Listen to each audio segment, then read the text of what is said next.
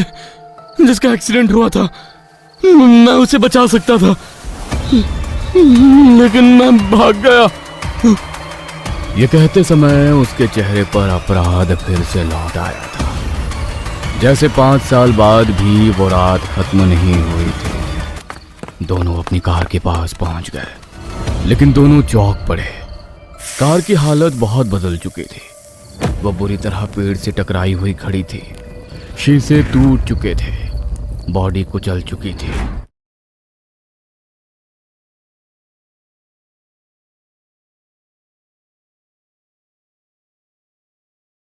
कुछ रास्ते सिर्फ शहरों को नहीं जोड़ते, कुछ रास्ते लोगों की किस्मत जोड़ते हैं, और कुछ रास्ते अधूरी मौतों को अपने भीतर संभाल कर रखते हैं। कालीधार नैनीताल हाईवे भी ऐसा ही एक रास्ता था।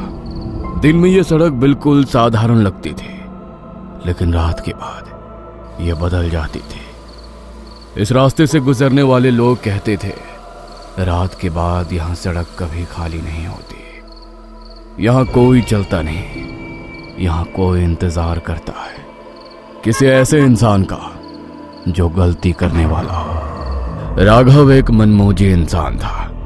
धन दौलत की उसके पास कोई कमी नहीं थी, लेकिन उसके भीतर एक कमी थी, जिम्मेदारी की। दिन भर शराब में डूबे रहना और रात होते ही लंबी ड्राइव पर निकल जाना, यह उसकी आदत बन चुकी थी। नशा उसके लिए शौक नहीं था, जीने का तरीका बन चुका था। और उस रात भी राघव शराब के नशे में धुत अपनी कार लेकर कालीधार हाईवे पर निकल पड़ा। उसकी कार अंधेरी सड़क को चीरती हुई आगे बढ़ रही थी। हेडलाइट की रोशनी पेड़ों के तनों पर पड़कर अजीब सी परछाइयां बना रही थी। तभी अचानक एक बाइक तेज रफ्तार से आई और राघव की कार को ओवरटेक करके आगे निकल गई। राघव की आंखें सिकुड़ गईं। उसके चेहरे पर गुस्सा उतर आया। राघव उन लोगों में से था जिन्हें हमेशा आगे रहने की आदत थी। किसी का आगे निकल जाना वो सह नहीं पाता था। उसने एक्सीलेटर पर जोर से पैर दबाया। कार की रफ्तार बढ़ गई। इंजन की आवाज हाईवे के सन्नाटे को चीरने लगी। कुछ ही सेकंड में अचानक वो हुआ जिसकी कल्पना राघव ने कभी नहीं की थी। एक तेज झटका, टायरों की चीखती आवाज और फिर भयानक टक्कर। बाइक हवा में उछली और सीधे कार के नीचे जा फंसी। नशे में होने के बावजूद राघव खतरे को समझ गया।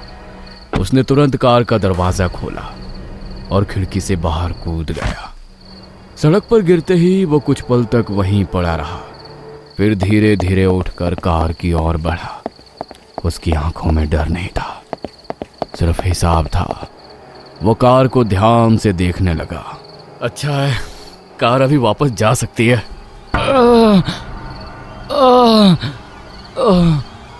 तभी उसके कानों में एक धीमी कराहती आवाज टकराई। राघव धीरे धीरे पीछे मुड़ा। सड़क पर वही बाइक सवार खून से लथपथ हालत में पड़ा हुआ था। उसकी आंखें खुली हुई थी, पर वो सीधे राघव को देख रहा था। मुझे अस्पताल ले चलो, मैं जीना चाहता हूँ, मुझे बचा लो। उसकी आवाज कमजोर थी, लेकिन उसकी आंखों में जीने की आखिरी उम्मीद अब भी बाकी थी। राघव कुछ पल तक उसे देखता रहा। अचानक उसके मन में एक ख्याल आया, पुलिस केस, जेल, बदनामी। उसने नजरें फेर ली, जैसे सड़क पर पड़ा वो इंसान नहीं, कोई बोझ हो। राघव वापस अपनी कार की ड्राइविंग सीट पर बैठ गया। इंजन स्टार्ट किया। कार धीरे धीरे पीछे होने लगी। घायल आदमी अब भी उसे देख रहा था, उम्मीद से, डर से और दर्द से। लेकिन राघव ने एक बार भी पीछे मुड़कर नहीं देखा और अगले ही पल उसने कार मोड़ी और उसी अंधेरे हाईवे पर वापस दौड़ा दी, जैसे कुछ हुआ ही ना हो। राघव कार लेकर अपने घर लौट आया। उसकी उंगलियां अब भी स्टीयरिंग पकड़ने की आदत में कांप रही थी। लेकिन उसके चेहरे पर डर नहीं था, सिर्फ बच निकलने की राहत थी। घर के भीतर आते ही उसने जूते उतारे भी नहीं और सीधे बिस्तर पर गिर गया। शराब और अपराध दोनों ने मिलकर उसकी चेतना को दबा दिया और कुछ ही पलों में वो गहरी नींद में डूब गया। अगली सुबह जब राघव की आंख खुली तो रात की घटना अचानक उसकी स्मृति में लौट आई। सड़क, खून और वही घायल आदमी। राघव जल्दी से बाथरूम में चला गया। उसने नल खोला और ठंडा पानी चेहरे पर डाला, मगर जैसे ही उसने सिर उठाया आईने में उसे अपना चेहरा नहीं दिखा, बल्कि वही खून से लथपथ आदमी उसे घूर रहा था। उसकी आंखें खुली थी, जैसे अब भी मदद मांग रही हो। राघव एक झटके से पीछे हट गया, फिर दोबारा पानी डाला, दोबारा आईने में देखा। अब वहां कोई नहीं था, सिर्फ वो था और उसका डर। समय धीरे धीरे आगे बढ़ता रहा। दिन महीनों में बदले, महीने वर्षों में बदल गए और 5 साल चुपचाप बीत गए। इन 5 वर्षों में बहुत कुछ बदल गया। राघव ने शराब छोड़ दी, उसने अपनी जिंदगी को फिर से संभाल लिया और उसकी शादी हो गई मीरा से। मीरा के आने के बाद राघव की जिंदगी बदलने लगी। उसके भीतर छिपा अंधेरा धीरे धीरे शांत होने लगा। काम, घर और मीरा की मुस्कान अब वही उसकी दुनिया बन चुके थे और ऐसा लगने लगा जैसे 5 साल पहले की वो रात कभी हुई ही नहीं थी। लेकिन कुछ रास्ते भूलने से खत्म नहीं होते, वे इंतजार करते हैं सही समय का। तभी मीरा का फोन बजा। उसकी आवाज अचानक बदल गई और घबराहट से भर गई। क्या अभी हालत इतनी खराब है? फोन रखते ही उसने जल्दी जल्दी तैयार होना शुरू कर दिया। क्या हुआ? मामा जी की तबीयत बहुत खराब है, हमें तुरंत रामनगर पहुंचना होगा। राघव ने घड़ी देखी, बाहर ठंड बढ़ चुकी थी। इतनी रात में वहां पहुंचना मुश्किल है। अगर हम कालीधार हाईवे से कट मारे तो समय पर पहुंच सकते हैं। कालीधार हाईवे का नाम सुनते ही राघव के भीतर कुछ टूट गया। उसकी आंखों के सामने 5 साल पुरानी वही रात घूम गई। सड़क, खून और वो घायल आदमी। कमरे की ठंडी हवा अचानक और भारी हो गई। उसके माथे पर पसीने की बूंदें उभर आईं। क्या हुआ? तुम्हारे माथे पर पसीना क्यों आ गया?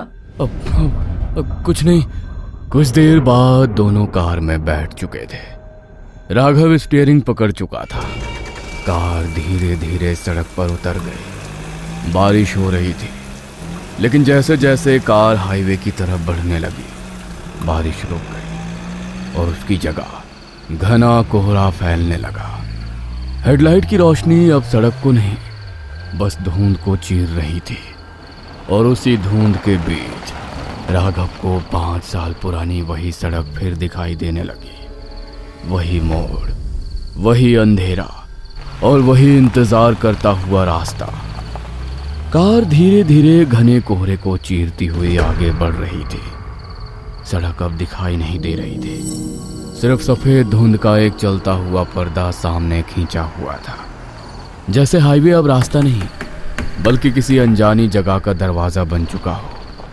तभी अचानक कार जोरदार झटके के साथ रुक गई। झटका इतना अचानक और तेज था कि मीरा सीट पकड़कर संभल गई। उसके चेहरे पर डर उतर आया। कार के भीतर कुछ पल के लिए बिल्कुल खामोशी छा गई। ऐसी खामोशी जिसमें सिर्फ दोनों की सांसें सुनाई दे रही थी। क्या हुआ राघव? लगता है इंजन चेक करना पड़ेगा। राघव कार से बाहर उतरा। जैसे ही उसने दरवाजा बंद किया, उसे लगा पीछे का हाईवे अचानक और सुनसान हो गया है। मीरा भी कार से बाहर आ गई। कार इतनी तेज झटके से कैसे रुक गई? पता नहीं, अचानक इंजन ने जवाब दे दिया। राघव ने कार का बोनट खोला। भाप की हल्की परत इंजन से ऊपर उठ रही थी। इंजन ज्यादा गर्म हो गया है, कुछ ठीक नहीं लग रहा। मीरा ने तुरंत मोबाइल निकाला, लेकिन स्क्रीन पर सिर्फ एक ही शब्द चमक रहा था, नो नेटवर्क। राघव ने भी अपना फोन निकाला। उसके फोन में भी वही सन्नाटा था, जैसे इस हाईवे ने दुनिया से उनका रिश्ता काट दिया हो। दोनों एक दूसरे को देखने लगे। तुम यहीं रुको, मैं पानी ढूंढ कर लाता हूँ, शायद इंजन ठंडा हो जाए। राघव बोतल लेकर आगे बढ़ गया। उसके कदमों की आवाज खुद उसी को अजीब लग रही थी, जैसे सड़क खाली नहीं थी, कोई उसके साथ चल रहा था। तभी उसके कानों में वही आवाज टकराई, कराहती हुई, कमजोर और दर्द से भरी। मुझे अस्पताल ले चलो, मैं जीना चाहता हूँ। राघव के कदम वहीं रुक गए। उसकी सांस रुक गई। वो धीरे धीरे पीछे मुड़ा और वही आदमी सड़क पर खून से लथपथ पड़ा था, जैसे 5 साल पहले पड़ा था, जैसे वो कभी मरा ही नहीं था। ये कैसे हो सकता है? अचानक उसका चेहरा बदल गया। उसकी आंखों की पुतलियां सफेद हो गईं और उसकी आवाज गहरी हो गई। 5 साल पहले मुझे मरने के लिए छोड़ गए थे, अब तुम भी नहीं बचोगे। राघव की चीख निकल गई। तभी उसके कंधे पर किसी का हाथ पड़ा। राघव झटके से पीछे मुड़ा। मीरा उसके पीछे खड़ी थी। क्या हुआ? राघव ने तुरंत पीछे देखा। वहां कोई नहीं था। सड़क फिर खाली थी। अब कुछ नहीं। दोनों वापस कार के पास आ गए। मीरा ने इंजन की तरफ देखा। इंजन तो ठंडा हो गया है, फिर भी स्टार्ट नहीं हो रही। राघव ने चाबी घुमाई। इंजन ने कोई जवाब नहीं दिया।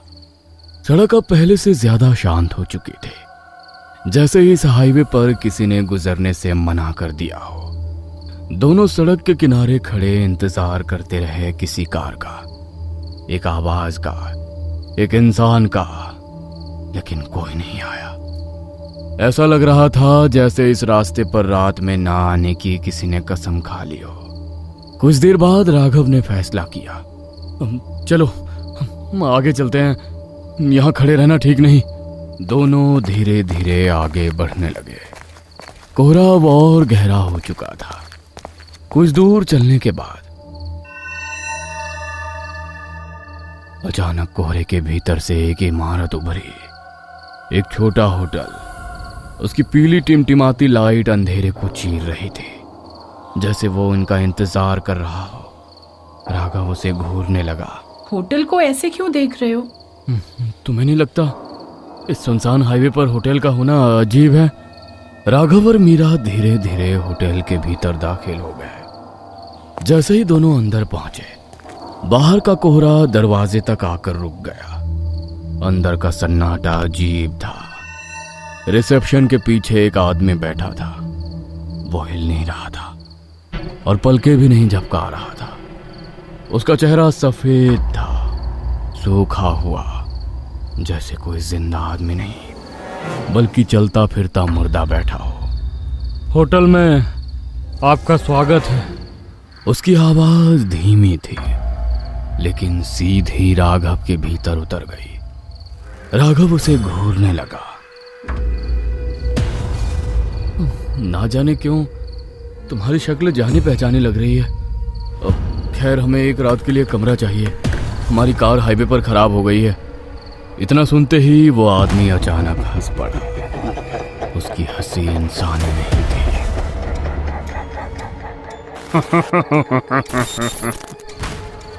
किसने कहा तुम्हारी कार खराब हो गई है?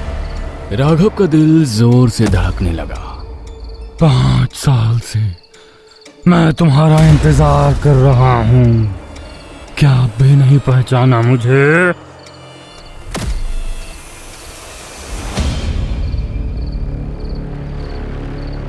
राघव ने ध्यान से उसका चेहरा देखा और अगले ही पल उसके गले से एक भयानक चीख निकल गई। वो वही आदमी था जिसे 5 साल पहले वो सड़क पर मरने के लिए छोड़ गया था। राघव ने तुरंत मीरा का हाथ पकड़ा। दोनों दौड़ते हुए होटल से बाहर निकल आए। क्या हुआ राघव, तुम ऐसे क्यों भागे? राघव की सांसें तेज हो चुकी थी, उसकी आवाज कांप रही थी। वो वही आदमी था 5 साल पहले जिसका एक्सीडेंट हुआ था। मैं उसे बचा सकता था, लेकिन मैं भाग गया। ये कहते समय उसके चेहरे पर अपराध फिर से लौट आया था, जैसे 5 साल बाद भी वो रात खत्म नहीं हुई थी। दोनों अपनी कार के पास पहुंच गए, लेकिन दोनों चौंक पड़े। कार की हालत बहुत बदल चुकी थी। वह बुरी तरह पेड़ से टकराई हुई खड़ी थी, शीशे टूट चुके थे, बॉडी कुचल चुकी थी। ये हमारी कार की हालत किसने की? तभी एक भारी आवाज अंधेरे से आई। क्या अब भी नहीं समझे? राघव धीरे धीरे पीछे मुड़ा। कोहरे के बीच वही आदमी खड़ा था। उसकी आंखों से खून बह रहा था, उसके चेहरे पर मौत जमी हुई थी। तुम्हें क्या लगा था कार खराब हुई थी? तुम्हारी कार कुछ देर पहले पेड़ से टकराई थी।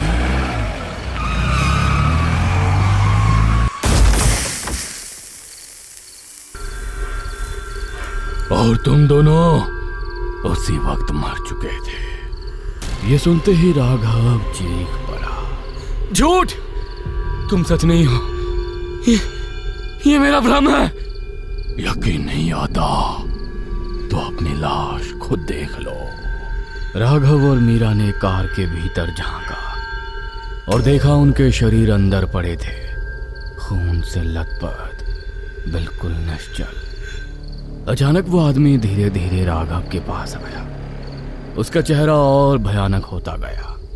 उस दिन तुम मुझे बचा सकते थे, लेकिन तुम भाग गए। तब से मैं इस हाईवे पर किसी को गुजरने नहीं देता। इतना कहकर वो अचानक गायब हो गया। कोहरा फिर फैल गया, सड़क फिर खाली हो गई, लेकिन रास्ता अब भी इंतजार कर रहा था। कहते हैं कालीधार हाईवे पर रात के बाद सफर करने वाले लोग कभी अपने घर नहीं पहुंचते, क्योंकि उस रास्ते पर अब भी कोई खड़ा है जो हर गुजरती कार से पूछता है, क्या इस बार कोई मुझे बचाएगा?